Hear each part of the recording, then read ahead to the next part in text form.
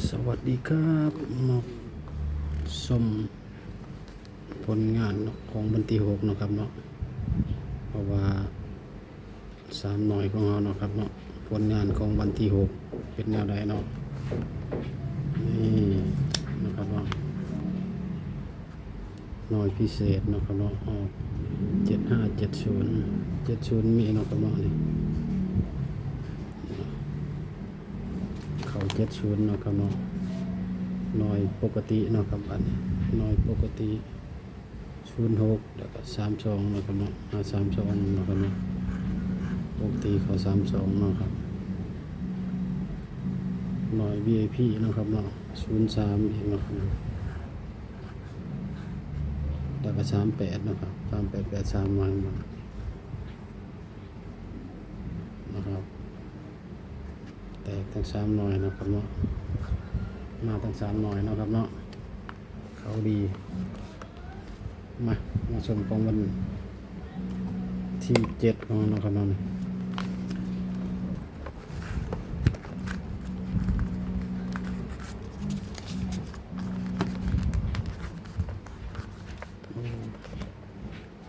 แนวทางของวันที่7เนาะครับเนาะจดวัฒนธรรมเนาะครับเนาะมา34 35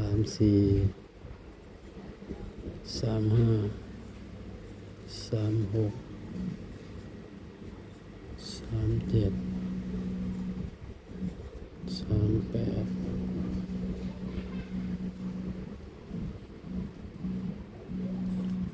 3839นะครับเนาะ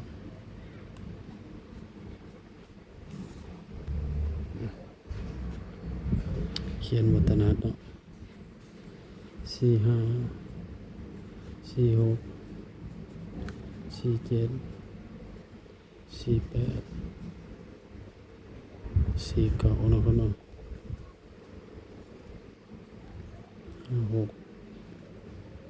56นะครับเนาะ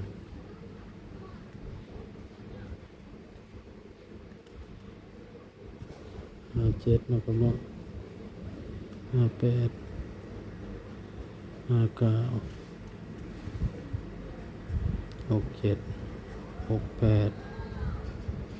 69 78 79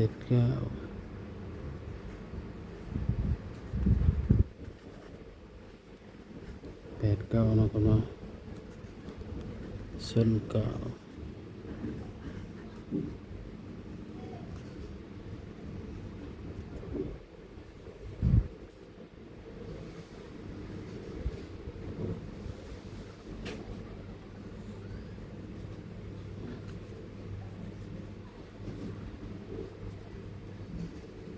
ครับเนาะ35 36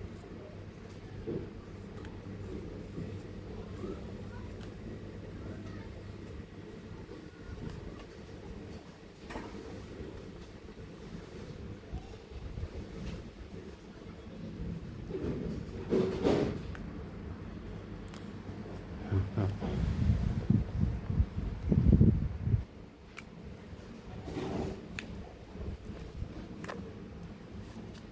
ฟังคำเตือนเนาะครับเนาะ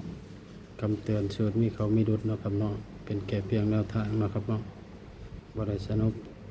นับสนุนในเด่นการพนันเนาะครับเนาะตั้งสองเป็นเพียงสื่อกลางเนี่ยแนะนำแนวทางเนาะครับเนาะ